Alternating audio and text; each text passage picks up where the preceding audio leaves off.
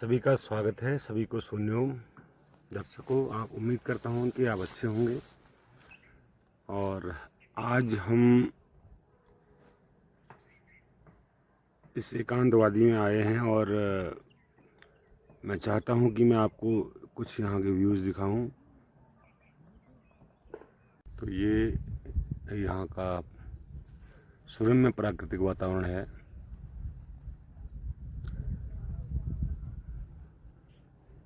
काफ़ी अच्छी यहाँ पर धूप लगी हुई है, बहुत सुंदर शांति यहाँ पर उपलब्ध है। अभी मैं 1 घंटा मौन में ही था और उसके बाद मैं ये वीडियो शूट कर रहा हूँ। तो आज हम जिस बिंदु पर चर्चा कर रहे हैं वो चर्चा है मन बुद्धि का जो योगदान है हमारी ज़िंदगी में, हमारे जीवन में। मन बुद्धि किस तरह से काम करती है और फ्री विल क्या होती है, क्या अस्तित्व के द्वारा हमको फ्री विल दी गई है, इन बिंदुओं पर चर्चा करेंगे। कोई व्यक्ति अगर अपराध करता है तो क्या हम उसे दोषी ठहरा सकते हैं? कोई अपराध कब घटित होता है और उसके लिए क्या वो व्यक्ति जिम्मेदार है? कोई भी अपराध होता है बदले की भावना से, क्रोध से, ईर्ष्या से। तो क्या ये जो गुण हैं, ईर्ष्या, क्रोध और ये जलन और ये दुश्मनी का भाव, ये हमको अस्तित्व से मिला हुआ है या इसको क्रिएट करने वाले हम हैं, या इस पर कोई हमारा नियंत्रण है?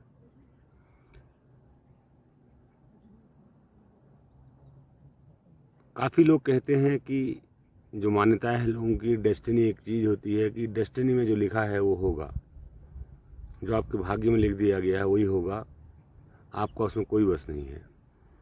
तो अगर हम देखें, मैंने एग्जाम्पल पहले भी दिया था, हमारे शरीर में बहुत सारी बातें ऐसी हैं जो आपके बस में नहीं है। जैसे भोजन बन जाना, भोजन का खून बन जाना, कोशिकाओं का मिटना, कोशिकाओं का बनना, हड्डी का बनना, शरीर की जो भी क्रियाएं हैं अंदर जो होती हैं उनमें आपका कोई भी बस नहीं है। सांस लेना एक ऐसी प्रक्रिया है जो लगता है कि हमारे बस में है, कि हम उसको रोक भी सकते हैं। हम रोक भी सकते हैं पर हम बहुत देर तक सांस को नहीं रोक सकते। तो ये भी एक अद्भुत प्रकार का जो कर्म है सांस लेना। जैसे भोजन से खून बनना, मांस बनना, ये तो हम देख भी नहीं पाते कि कैसे बनता है, क्या होता है शरीर में। हाँ, जानकारी ज़रूर है हमको कि पेट में, हमारे विज्ञान हमें बताता है कि पेट में जाने के बाद अन्न के साथ क्या होता है, कैसे लीवर काम करता है, कैसे अग्नाशय काम करता है, कैसे छोटी आंत काम करती है, कैसे बड़ी आंत काम करती है, कैसे शरीर के अन्य अंग काम करते हैं इसको रुधिर बनाने के लिए। लेकिन सांस लेना एक ऐसा काम है जो हमको लगता है कि वो हमारे बस में है, और ऐसा भी है कि हमारे बस में नहीं है। तो ऐसे ही बहुत सारे काम संसार में ऐसे हैं, ऐसे घटनाएं जो घटती हैं हमारे साथ, वो हमारे बस में नहीं होती हैं। जैसे अगर मौसम ख़राब है तो अगर आपको छाता नहीं है, आप बारिश में भीग रहे हैं, तो आपको भीगना तय है, तो ये आपके बस में नहीं है। लेकिन ये आपके बस में है कि आप किसी कमरे में छुप जाएं। बारिश को रोकना आपके बस में नहीं है। और लेकिन ऐसा नहीं है कि विज्ञान तो इतना आगे पहुंच चुका है कि बारिश खुद भी करवा रहा है और रोक भी दे रहा है, ज़रूरत पड़ने पर करवा रहा है, ज़रूरत पड़ने पर रोक दे रहा है। चलो हम इसको भी एक पुख्ता एग्जाम्पल न माने तो बहुत सारे काम, जैसे कि आपका किसी गरीब परिवार में पैदा होना, या आपका किसी मध्यम वर्गीय परिवार में पैदा होना, या आपका किसी अमीर परिवार में पैदा होना, ये आपके हाथ में है कि नहीं है, सबसे बड़ा प्रश्न है। क्योंकि ये प्रश्न इतना महत्वपूर्ण है कि जब आर्गूमेंट्स होते हैं तो इस बात पे होते हैं कि कोई व्यक्ति गरीब घर में क्यों पैदा होता है, कोई अमीर घर में क्यों पैदा होता है। तो इसके पीछे क्या चीज़ जिम्मेदार रहती है? अब देखिए, इसमें मैं आपको बताऊं कि जब हम आदिमानव थे, लगभग मान के चलो कि 20-22 लाख साल हमने आदिमानव के रूप में गुजारे हैं। तो वहाँ तो लगभग सभी के साथ एक सी कंडीशन थी, वहाँ पर सभी के साथ एक सी कंडीशन थी। और जब धीरे धीरे हमारा विकास हुआ, अब अगर हम आदिमानव होते या सभी के साथ एक सी कंडीशन होती तो हम ये प्रश्न ही नहीं पूछते कि कोई अमीर घर में क्यों पैदा होता है, कोई गरीब घर में क्यों पैदा होता है, क्योंकि सभी एक ही कंडीशन में हैं तो ये लागू नहीं होता है। अब हम पेड़ के बारे में, कोई पेड़ कहीं पर उग जाता है अकेला, कोई जंगल के बीच में उग जाता है, कोई कहीं पर उग जाता है, तो इसके पीछे क्या कारण है?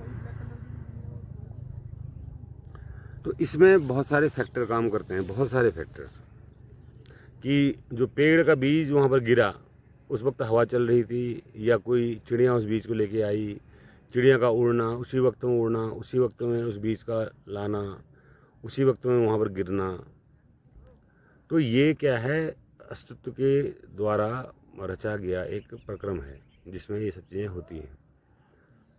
लेकिन मनुष्य के संदर्भ में हम कहते हैं कि इसके पूर्व जो कर्म हैं वो खराब हैं, अच्छे हैं, इसीलिए उनका भोग कर रहा है।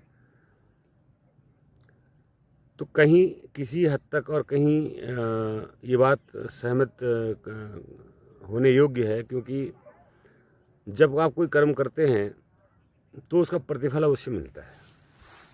आपने देखा होगा कि आप कोई भी कर्म करें तो उसका प्रतिफल आपके सामने ज़रूर आता है।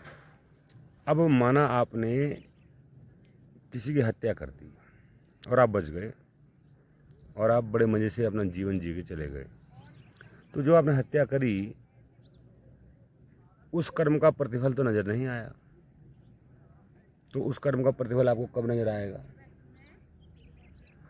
तो यहीं से पूर्व जन्म की कर्मों की धारणा प्रबल होती है। अगर हम एक तरफ ये कहें कि हर कर्म का प्रतिफल है, लेकिन उसके उस कर्म का प्रतिफल नज़र नहीं आया, या आपने देखा हो कई अपराधी लोग, कई बुरे लोग अच्छा जीवन जी जाते हैं, मतलब बाहर से देखने में अच्छा जीवन जी जाते हैं, तो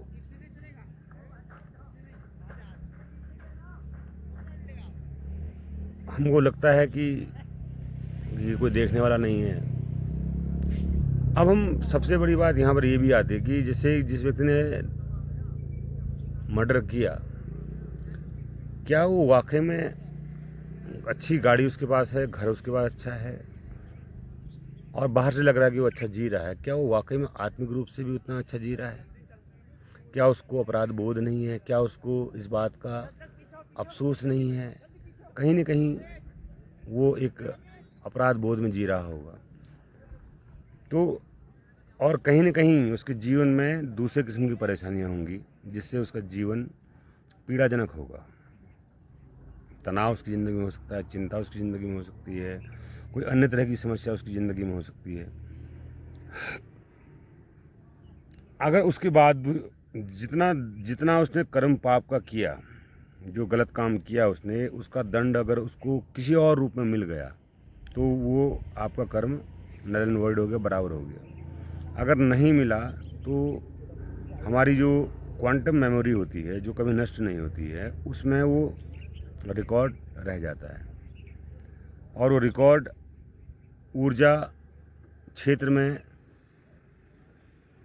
रिकॉर्ड हो जाता है और वही ऊर्जा क्षेत्र फिर हमें नया शरीर देता है और वो किसी न किसी जन्म में हमको वो दंड भुगतना पड़ता है।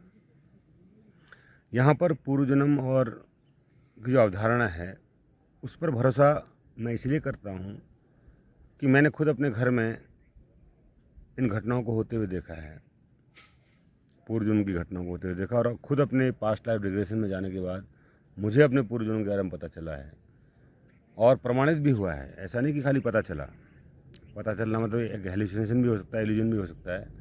तो मैंने उस पूर्व जन्म के जो डाटा मुझे पता चले, वो डाटा फिर मैंने इस जन्म में कंफर्म किए कि क्या ऐसा था करके, तो वैसा ही मैंने पाया कि वैसा ही था।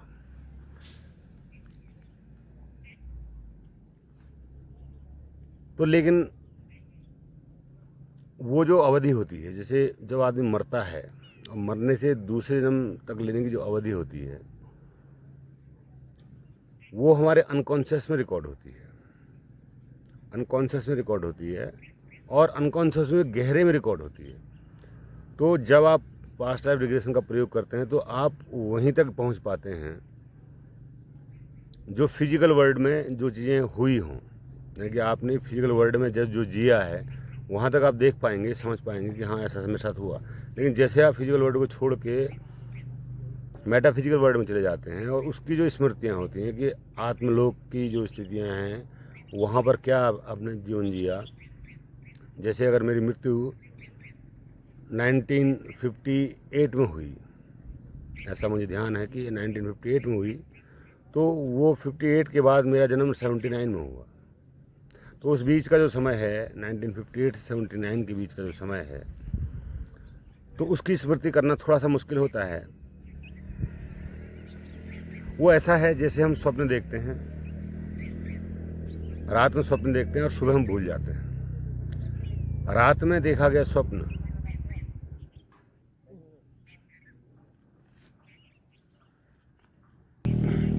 तो उसी प्रकार वो स्मृतियाँ भी हमारे याद करने में नहीं आ पाती हैं। लेकिन उनको याद करने का उतना मतलब भी नहीं है, और याद कर भी सकते हैं हम बहुत गहरे जाके, बहुत और गहरे ध्यान में जाके, लेकिन वो मुझे अर्थपूर्ण नहीं लगता है।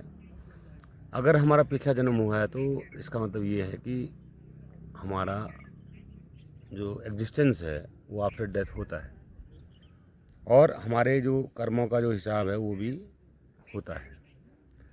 तो जो भाग्य बनता है वो आपके कर्मों से ही बनता है। अब फ्री विल की जहाँ तक बात आती है, जैसे जो आपको जो पिछला आपका रिकॉर्ड है उस रिकॉर्ड के हिसाब से कुछ चीज़ें आपके साथ ऐसी घटित होंगी जिसमें आपको लगेगा कि ये मेरी फ्री विल नहीं है। लेकिन जितना हिस्सा आपका उन कर्मों का रहा है वो आपके भाग्य को बनाएगा। वो 20% हो सकता है, 10% हो सकता है, 5% हो सकता है, 50%, 70%, 80% हो सकता है। और उसके अलावा जो बच जाता है वो आपका फ्री विल है। फ्री विल यानी कि आप उन पुराने कर्मों को भी अच्छे कर्मों के द्वारा नल एंड वॉइड कर सकते हो, सुधार सकते हो। तो ये आपकी फ्री विल है। आपको ये प्रकृति के द्वारा, ये अस्तित्व के द्वारा ये सुविधा प्रदान की गई है कि आप अपने कर्मों को सुधार सकते हो। इसीलिए ज्योतिष में भी हम कई लोगों को उपाय बताते हैं कि आप ऐसा कर लीजिए, ऐसा कर लीजिए, तो आपके ये जो ग्रहों का प्रभाव है ये ठीक हो जाएगा। अब ग्रहों का प्रभाव भी कर्मों के आधार पर ही पड़ता है। मतलब ये मान के चलिए कि ये इतना कॉम्प्लेक्स विज्ञान है, इतना जटिल विज्ञान है, क्योंकि हर एक चीज़ यूनिवर्स से जुड़ी हुई है, कनेक्टेड है। आप अगर मैं यहाँ ये हाथ भी हिला रहा हूँ ना, तो इस हिलाने का असर अनंत ब्रह्मांड में कहीं न कहीं पड़ रहा होगा।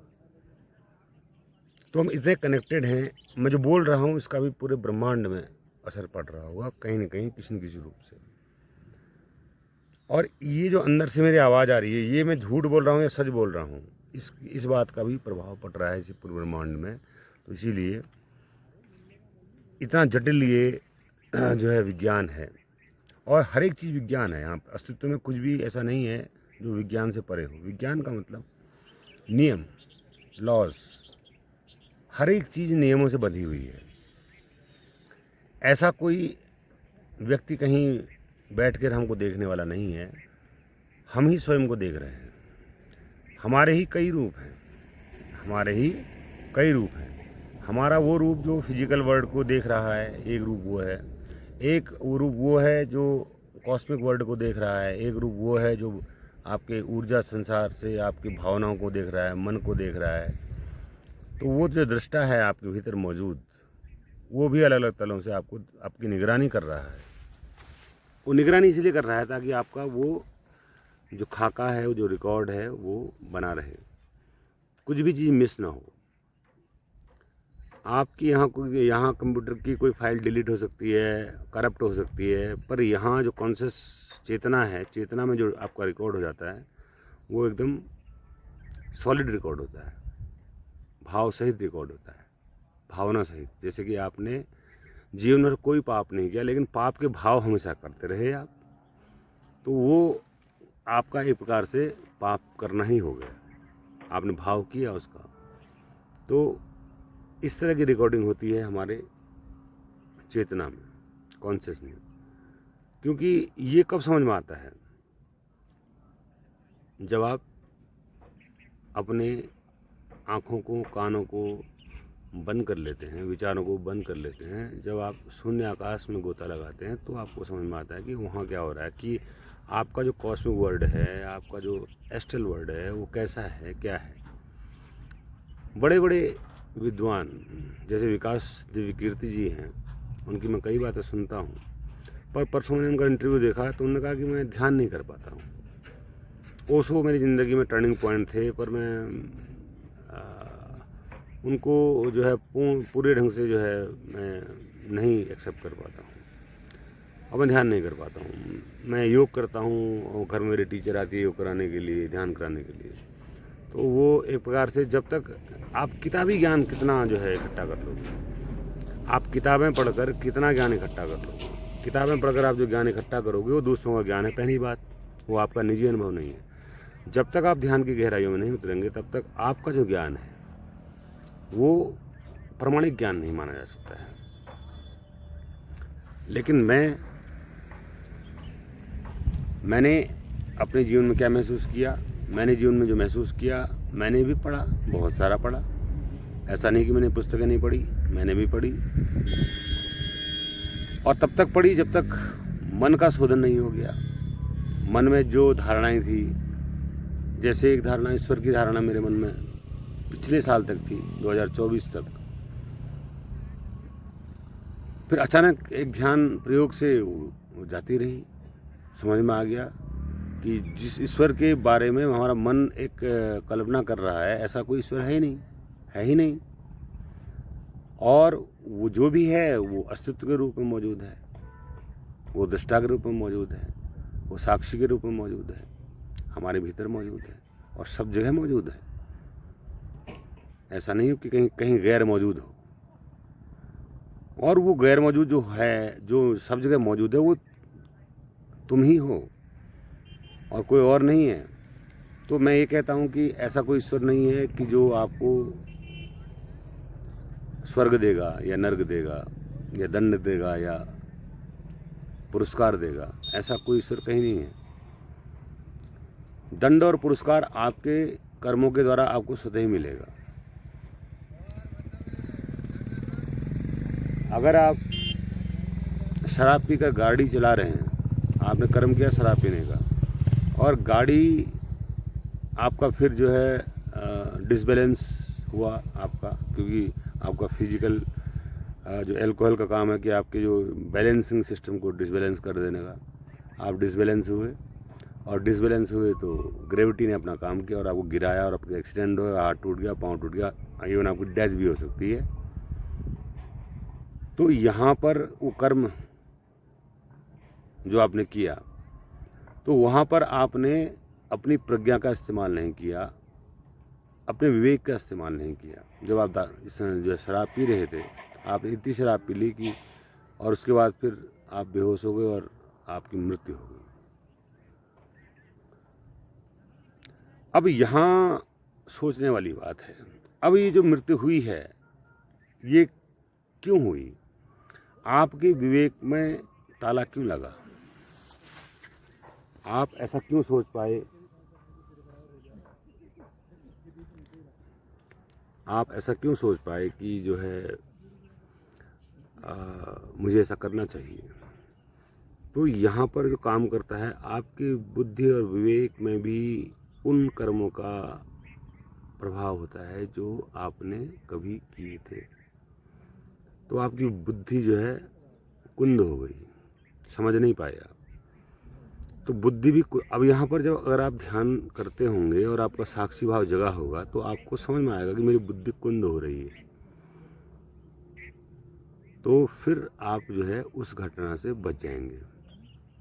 अगर आप सामान्य इंसान हैं, ध्यान नहीं करते हैं, आपका साक्षी भाव नहीं जगा है, आपका मन स्पष्ट रूप से खाली नहीं हो पाया है, या आपका मन बहुत ज़्यादा कॉम्प्लिकेटेड हुआ है, तो उस कंडीशन में आपकी बुद्धि किसी प्रकार के प्रभाव से भी प्रभावित हो सकती है। लेकिन अगर आप ये देख पाएंगे कि मैं क्या कर रहा हूँ, क्या नहीं कर रहा हूँ, जैसे मेरे साथ एक समस्या थी पहले कि मुझे क्रोध कभी आता नहीं था, पर जब आता था तो बहुत विकट क्रोध आता था, मतलब बहुत नुकसान देने वाला क्रोध। तो उसको मैंने देखा देखा देखा देखा। अब मैं जब भी ऐसी कोई घटना होती है जहाँ पर क्रोध आने वाली बात होती है तो मैं उसको देख लेता हूँ कि यहाँ क्रोध आने की स्थिति पैदा हो रही है। तो उसको मैं देख लेता हूँ, जैसे मैं देखता हूँ तो क्रोध गायब हो जाता है, फिर क्रोध की कोई बात नहीं रहती है। तो इसीलिए हमारे जो फ्री विल है, हमारा जो मुक्त कर्म करने की जो हमारी प्रवृत्ति है, वो पूर्ण रूप से मुक्त कर्म आप तभी कर पाएंगे जब आप अपने होश को जगा लेंगे। जब तक आपका होश जगा नहीं है, सोया है, बेहोश है, तो आपकी फ्री विल काम नहीं करेगी। आप बहुत सारी चीज़ों के प्रभाव से कर्म करेंगे, और फ्री विल तभी आपकी काम करेगी जब आप पूर्ण रूप से होश में होंगे, जागरूक होंगे, अपने हर एक कर्म के प्रति, हर एक भाव के प्रति एकदम सटीक रूप से जागरूक होंगे। तो आप जो है फ्री विल से आप कर्म कर सकते हैं, और उस कर्म में कभी भी कोई गलती की गुंजाइश होती ही नहीं है। क्यों गलती की गुंजाइश नहीं होती? क्योंकि आप उसका पूर्ण रूप से विश्लेषण कर पाएंगे कि हाँ, ये मैं कर्म कर रहा हूँ, इसका ये परिणाम होगा, और ये कर्म मैं इस उद्देश्य से कर रहा हूँ या इस भाव से कर रहा हूँ।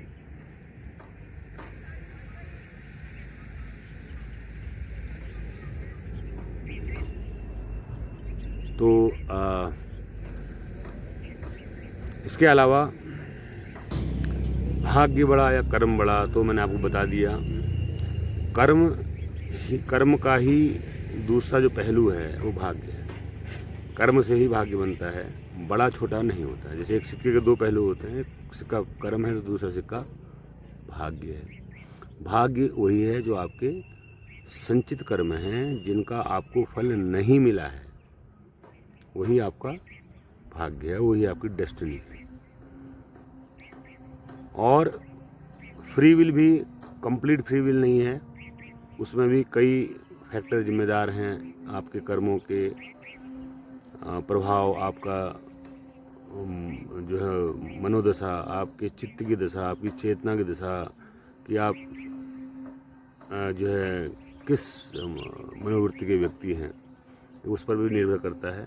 तभी आप फ्री विल से अपना काम कर पाएंगे और अपने कर्मों को अपने अच्छे कर्मों से बदल पाएंगे। तो जैसे मैंने डिसाइड किया कि मैं अब जो है डेलिबरेटली कोई, वैसे मैंने कोई जानबूझकर अभी तक भी कोई गलत काम नहीं किया है। आज तक मुझे जहाँ तक याद है कि बचपन से लेकर अब तक मैंने जानबूझकर कोई काम नहीं किया है, गलत काम नहीं किया है। लेकिन मेरे साथ बहुत सारे गड़बड़ें हुई हैं, बहुत सारी गड़बड़ें हुई हैं जो गड़बड़ें नहीं होनी चाहिए थी। जैसे मेरी माँ की मौत, घर का माहौल बहुत ही अशांतिपूर्ण, और माता पिता का प्रेम से वंचित होना, और सपोर्ट से वंचित होना। तो ऐसी चीज़ें मेरे साथ बहुत रही हैं। और किसी भी व्यक्ति का मुझे न समझ पाना, अभी तक 50% 60% लोग समझते होंगे, पर 100% मेरे जो मनोतल है वहाँ तक किसी की पहुँच नहीं हो पाती है, और किसी हो भी नहीं सकती है, क्योंकि ये बहुत कठिन टास्क है कि कोई आदमी किसी को पूर्ण ढंग से समझ जाए। तो वो जो, अब इसके बाद फिर आता है हमारा ज्योतिष का गणित, वो भी देखा मैंने। हस्तरेखाएं में देखता हूँ, न्यूमरोलॉजी में देखता हूँ, एस्ट्रोलॉजी में देखता हूँ। तो मैंने सब चीज़ें देखी, तो कई पूर्व जन्म के जो कुछ कर्म हैं जो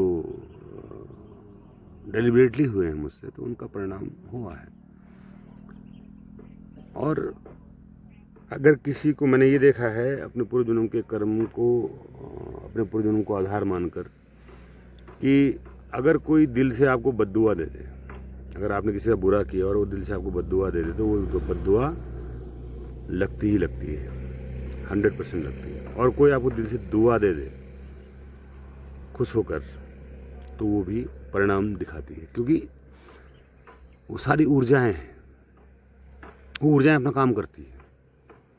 बद्दुआ भी एक ऊर्जा है, दुआ भी एक ऊर्जा है, और वो ऊर्जा इस ब्रह्मांड में आपने भेज दी, किसी के लिए भेज दी, तो वो ऊर्जा वो अपना जाके काम करेगी ही करेगी। बद्दुआ भी अपना काम करेगी।